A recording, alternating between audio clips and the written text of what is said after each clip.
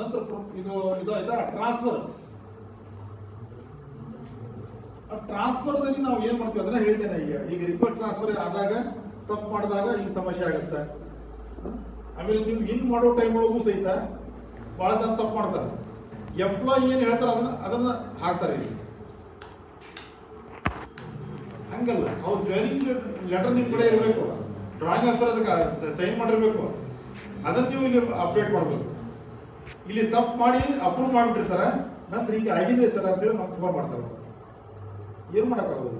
ನೀವು ಮತ್ತೆ ನೋಡೋ ಆಫೀಸರ್ಗೆ ರಿಕ್ವೆಸ್ಟ್ ಕಳಿಸ್ಬೇಕು, ಅವರ ಕರೆಕ್ಷನ್ ಮಾಡಬೇಕು, ಅವರ ಕರೆಕ್ಷನ್ ಮಾಡಬೇಕು. ಅದಿದೆ. ಆಮೇಲೆ ಇಲ್ಲಿ ಫಾರಿನ್ ಸರ್ವಿಸ್ ಅಂತ ಇದೆ. ಇದು ಫಾರಿನ್ ಸರ್ವಿಸ್ ಅಂತ ಹೇಳಿದ್ರೆ ಒಂದು ಡಿಪಾರ್ಟ್ಮೆಂಟ್ ಇನ್ನೊಂದು ಡಿಪಾರ್ಟ್ಮೆಂಟ್ ನೀವು ಕೆಲಸಕ್ಕೆ ಹೋದಾಗ ಡೆಪ್ಯುಟೇಷನ್ ಆನ್ ಡೆಪ್ಯುಟೇಷನ್.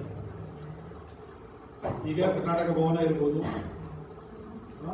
ಶಬರಿಮಲೆ ಇರ್ಬೋದು, ಗುಡ್ಪರ್ತಿ ಇರ್ಬೋದು, ಅಥವಾ ಈ ರೀತಿಯ ನಮ್ಮ ಸರ್ಕಾರ ಕೆಲವೊಂದಿಷ್ಟು ಸೆಂಟರ್ಗಳನ್ನ ಮಾಡಿದೆ.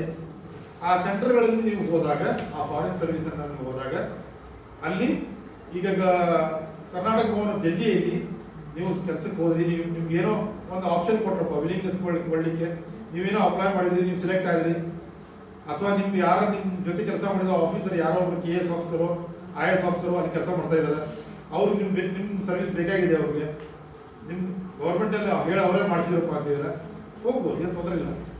5 ವರ್ಷವರೆಗೆ ಹೋಗ್ಲಿಕ್ಕೆ ಅವಕಾಶ ಇದೆ. ಡೆಪ್ಯುಟೇಷನ್ ಒಂದು ಡಿಪಾರ್ಟ್ಮೆಂಟ್ ಮತ್ತೊಂದು ಡಿಪಾರ್ಟ್ಮೆಂಟ್ KCSR ನಲ್ಲಿ ಅವಕಾಶ ಇದೆ. ಹೋದ್ರೆ ಅಲ್ಲಿ ನೀವು ಬೇಸಿಕ್ 30% ಅವರು ಅಡಿಷನಲ್ ಅಲೌನ್ಸ್ ಅನ್ನ ಕೊಡ್ತಾರೆ. ಬೇಸಿಕ್ 30% ಅಲೌನ್ಸ್ ಅನ್ನ ಕೊಡ್ತಾರೆ, ಸ್ಪೆಷಲ್ ಅಲೌನ್ಸ್. ಇದು ಡೆಲ್ಲಿಗೆ ಕರ್ನಾಟಕ ಭವನ ಇದೆ. ನೀವು ಶಬರಿಮಲೆ ಹೋಗ್ರಿ ಅಥವಾ ತಿರುಪತಿ ಹೋದ್ರಪ್ಪ ಅಂತಂದ್ರೆ ಅಲ್ಲಿ 10% ಇದೆ. ಆ 10% ನಮ್ಗೆ ಸಾಕಾಗೋದಿಲ್ಲ, 30% ಸಾಕಾಗೋದಿಲ್ಲ, ಜಾಸ್ತಿ ಆಗ್ಬೇಕಿದೆ. ಯಾಕಂದ್ರೆ ಅಲ್ಲಿ ಹೋದ್ರೆ ಅಲ್ಲಿ ಖರ್ಚು ವೆಚ್ಚಗಳು ಜಾಸ್ತಿ. ಹೀಗಾಗಿ ಹೋಗೋರು ಭಾಳ ರೇರ್. ಮದುವೆ ಆಗಲಾರ್ದವ್ರು ಹೋಗ್ತಾರೆ ಅಲ್ಲಿ, ಅಥವಾ ರಿಟೈರ್ಡ್ ಆದವ್ರು ಹೋಗ್ತಾರೆ. ರಿಟೈರ್ಡ್ ಆಗಕ್ಕೆ ಬಂದವರು, ರಿಟೈರ್ಡ್ ಆಗೋದು ನಮ್ಮಂತವ್ರು ಅಂದ್ರೆ ಅವ್ರ ಫ್ಯಾಮಿಲಿ ಬೇಕಾಗಿಲ್ಲ. ಅವ್ರು ಒಬ್ಬರೇ ಇದ್ದು ಒಂದು 2-3 ವರ್ಷ ಆರಾಮ್ ಎಂಜಾಯ್ ಮಾಡಿ ಬರಲಿಕ್ಕೆ ಸರ್ವಿಸ್ ಮಾಡಕ್ಕೆ ಹೋದವ್ರು ಹೋಗ್ಬೋದು. ಫ್ಯಾಮಿಲಿ ತೊಗೊಂಡು ಹೋಗಕ್ಕೆ ಆಗೋದು. ಓಕೆ, ಅದಿರ್ಬೋದು. ಅಪಾಯಿಂಟ್ಮೆಂಟ್ ಇನ್ ಸರ್ವಿಸ್ ಇನ್ ಏನಿದು? Appointment in service in already ಈಗ ಒಂದು ಪೋಸ್ಟ್ ಅಲ್ಲಿ ಕೆಲಸ ಮಾಡ್ತಾ ಇದ್ದೀರಿ ನೀವು, ಮತ್ತೊಂದು ನೀವು ವಿಲಿಂಗ್ನೆಸ್ ತಗೊಂಡು ಮತ್ತೊಂದು ಪೋಸ್ಟ್ಗೆ ನೀವು ಅಪ್ಲೈ ಮಾಡಿದ್ರಿ, ಅಲ್ಲಿ ಸೆಲೆಕ್ಟ್ ಆಗಿದ್ರಿ. ಅದು ಇದಕ್ಕಿಂತ ಹೈಯರ್ ಪೋಸ್ಟ್ ಇದೆ. ನೀವು SDC ಇದ್ರಿ ಮೊದಲ, ಈಗ FDC ಅಂತ ಸೆಲೆಕ್ಟ್ ಆಗಿದ್ದೀರಿ. FDC ಅಂತ ಸೆಲೆಕ್ಟ್ ಆಗಿದ್ರಿ ಜಸ್ಟ್ 2 ಇಯರ್ಸ್ ಒಳಗೆ, ಇನ್ನೂ ನಿಮ್ದು PP ಡಿಕ್ಲರೇಷನ್ ಆಗಿಲ್ಲ ಅಂದ್ರೆ ನೀವು ಆ ಪೋಸ್ಟಿಗೆ ನೀವು ಇದರ ಮೂಲಕ ನೀವು ಇನ್ ಹಾಕ್ಬೋದು. ಯಾಕಂದ್ರೆ ಹಳೆ ಸರ್ವಿಸು ಕೌಂಟ್ ಆಗುತ್ತೆ. ಅದೇ ಪ್ಯಾನ್ ನಂಬರ್ ಯೂಸ್ ಆಗುತ್ತೆ, ಎಲ್ಲನೂ ಸಹಿತ ಅದೇ ಯೂಸ್ ಆಗುತ್ತೆ. ನಮ್ಮ ಹಳೆ ಸರ್ವಿಸ್ ಪುನಃ ಕಂಟಿನ್ಯೂ ಆಗಿದೆ. ನಂತರ ಇದು ಅಪಾಯಿಂಟ್ಮೆಂಟ್ ಇನ್ ಸರ್ವಿಸ್ ಔಟ್.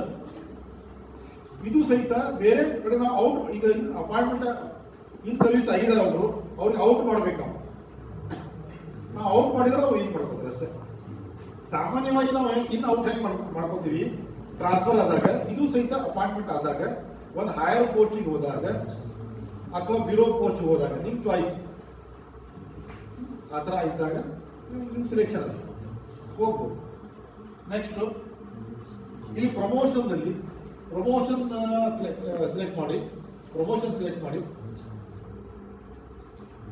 ಪ್ರಮೋಷನ್ದಲ್ಲಿ ಬಹಳಷ್ಟು ಇದು ಇದೆ, ಆಪ್ಷನ್ಸ್ ಇದೆ. ಏನೇನಿದೆ ಏನಪ್ಪ ಅಂತ ಹೇಳಿದ್ರೆ, ಇಲ್ಲಿ ಈ ಕೆಳಗಡೆ ಲಾಸ್ಟ್ ಒನ್ ಅಲ್ಲೆಲ್ಲ ಸಿಲೆಕ್ಟ್ ಅಂತ ಇದೆಯಲ್ಲ, ಪೇ ಸ್ಕೇಲ್ ಇದೆ ನೋಡಿ, ಪ್ರಮೋಷನ್ ಟೈಪ್ ಇದೆಯಲ್ಲ, ಅಲ್ಲಿ ಸೆಲೆಕ್ಟ್ ಮಾಡಿ.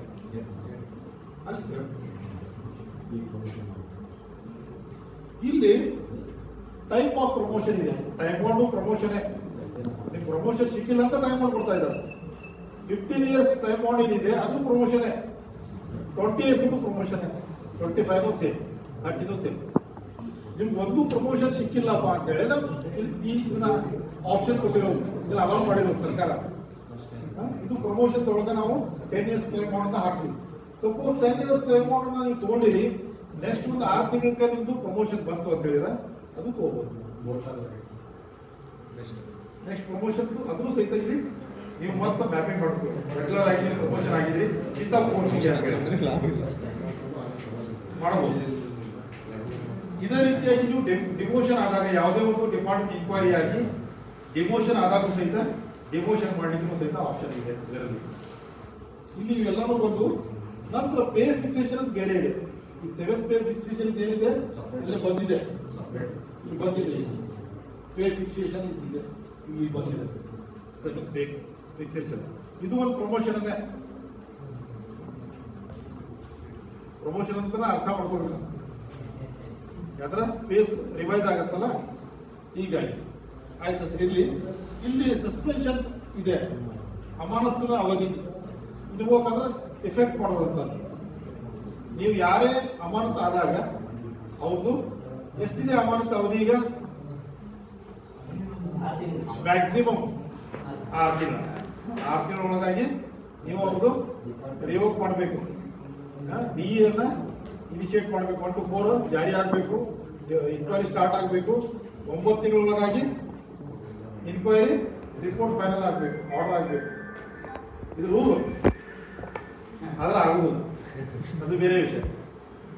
ಆದ್ರೆ 6 ತಿಂಗಳ ಒಳಗಾಗಿ ಅವ್ರಿಗೆ ನೀವು ಅವರು ರಿಇನಿಷಿಯೇಟ್ ಮಾಡಿ ಅವ್ರಿಗೆ ಪೋಸ್ಟಿಂಗ್ ಮಾಡಿದಾಗ ಇಲ್ಲಿ 50% ಅನ್ನ ನೀವು ಕೊಡ್ತೀರಿ. ಸಪೋಸ್ 6 ತಿಂಗಳಕ್ಕಿಂತ ಇನ್ನೂ ಜಾಸ್ತಿ ಮುಂದುವರಿಸಬೇಕು, ಮತ್ತೊಂದು 3 ತಿಂಗಳು ಅಂತ ಹೇಳಿದ್ರೆ ಅವಾಗ 75% ಕೊಡ್ತೀವಿ. ಅದೆಲ್ಲವೂ ಸಹಿತ ಇಲ್ಲಿ ಅಪ್ಲೈ ಮಾಡ್ಬೋದು. ನಾವು ಎಕ್ಸ್ಟೆಂಡ್ ಮಾಡಿದಾಗೂ ಮಾಡ್ಬೋದು, ಇನ್ವೋಕ್ ಮಾಡಿದಾಗೂ ಮಾಡ್ಬೋದು. ಇನ್ವೋಕ್ ಮಾಡಿದಾಗ ಫಸ್ಟ್ 50% ಹೇಳುತ್ತೆ, ನೀವು ಅದನ್ನ ಎಕ್ಸ್ಟೆಂಡ್ ಮಾಡಿದಾಗ 75% ಬರುತ್ತೆ. ಇಲ್ಲೇ ನೀವು ಅದನ್ನ ಇಲ್ಲಿ ಹಾಕಿದ ಅಪ್ಡೇಟ್ ಮಾಡಿದ್ರೆ ಅವ್ರಿಗೂ ಆ ಪೇ ಅನ್ನ ಡ್ರಾ ಮಾಡಲಿಕ್ಕೆ ಬರುತ್ತೆ, ಇಲ್ಲಾಂದ್ರೆ ಮಾಡಕ್ ಬರುತ್ತೆ. ನೀವು ಎಲ್ಲಿ ಹೋಗಿ ಮಾಡ್ಬೇಕು ಸರ್ ಅದು ಅಂತ ಕೇಳಿದ್ರಲ್ಲ, ಇಲ್ಲೇ ಇದೆ, ಇಲ್ಲೇ ಹೋಗಿ ಮಾಡ್ಬೇಕು. ಓಕೆ, ಅರಿಯರ್ ಸರ್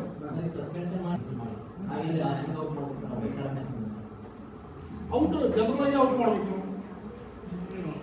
ಈಗ ನನ್ನ ಸಸ್ಪೆನ್ಷನ್ ಡೇಟಾ ಅವ್ರು ಮಾಡ್ಕೋತಾರೆ, ಅಪ್ಡೇಟ್ ಮಾಡ್ಕೋತಾರೆ. ನೀವು ಅವ್ರದ್ದು ಈ ಥರ ಆಗಿದೆ ಅಂತ ಮಾಡ್ಬೋದು. ಔಟ್ ಮಾಡಲಿಕ್ಕೆ ಏನು ಇದು ಇಲ್ಲ, ಟ್ರಾನ್ಸ್ಫರ್ ಔಟ್ಗಳು ಹೋಗಿ ಮಾಡ್ಬೋದು. ರೀಸನ್ ಹಾಕ್ಬೇಕಲ್ಲಿ ಅಷ್ಟೇ. ಕರೆಕ್ಟ್ ಹೇಳೋದು. ಲೀವ್ ಚೇಂಜ್ ಮಾಡಿರ್ತಾರೆ, ಸ್ಯಾಲ್ರಿ ಪರ್ಪೋಸಿಂಗ್ ಮಾಡಿರ್ತಾರೆ, ಮತ್ತೆ ಲೀವ್ ಚೇಂಜ್ ಆಗತ್ತೆ. ಅವರು ಹೇಳ್ರಿ ಔಟ್ ಮಾಡ್ಬೇಕು ಮತ್ತೆ ಅವ್ರು ಸ್ಯಾಲ್ರಿ ಕೊಡ್ಬೇಕಲ್ಲ, ಜೀವನಾಂಶ ಬಂದೇ ಅದು. ನೀವು ಅದನ್ನ ಕೊಡಲಿಲ್ಲಪ್ಪ ಅಂತ ಹೇಳಿ ಅವ್ರು ಯಾರೇ ಫ್ಯಾಮಿಲಿ ಮೆಂಬರ್ ಕಂಪ್ಲೇಂಟ್ ಮಾಡ್ಬೋದು,